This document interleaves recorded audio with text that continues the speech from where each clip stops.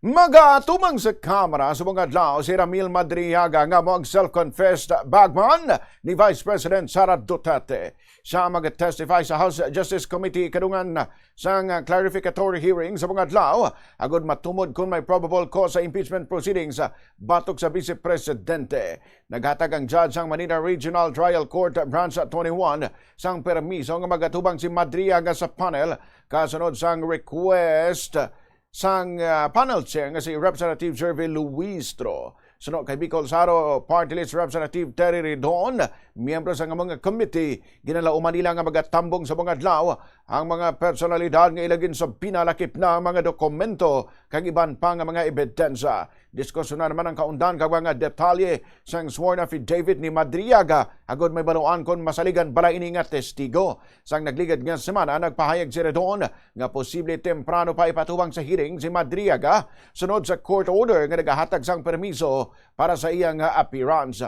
Una na nga gin-claim ni Madriaga nga nangin-aid sa ni Duterte kag nag-deliver sa mga bags ang kwarta in behalf sang former Davao City Mayor. Ginbulgar man anay ni Madriaga nga ang May 2022 Vice Presidential Campaign ni Duterte ang ginsuportahan sang drug lords kag Philippine Offshore Gaming Operators nga ginapangunahan sang mga Chinese. Ginaligar man si Aray nga sa ang naghandle sang delivery sang confidential funds nga naangod sa Office of the Vice President kag Department of Education. Kung basehan naman ang kampo ni Duterte, ginpahayag nila nga wala sila nalingkang bisan pa magatubang si Madriaga. Ginsiling nila nga hindi nila inipagpunggan nga magkadto sa kamera apan nagpahayag man ang kampo nga base sunod sa ila patihan sa mga tawo ang among testimonya.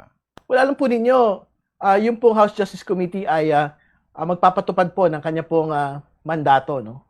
Dito po sa impeachment. So, ibig sabihin, kung very confident po ang pangalawang Pangulo at ang kanya pong abogado na weakest link po si Mr. Madriaga, tingin ko wala hong dahilan para matakot, wala pong dahilan para hindi po maglatag ng ebidensya laban kay Ginoong Madriaga sa araw po na yun. No, kasi yan naman po yung itinatadhana ng ating konstitusyon, ng ating pong rules, at nung lahat po ng mga umiiral po na jurisprudence, no, sa paglalatag po ng isang impeachment proceeding. Kaya nga, ang panawagan ho talaga natin doon, magpakita na lang po ang ating pong pangalawang Pangulo, doon po niya ilatag ang kanyang depensa laban kay Mr. Madriaga at hindi po sa isang press conference ng kanya pong abogado 2 araw bago po ang April 14 na pagdinig.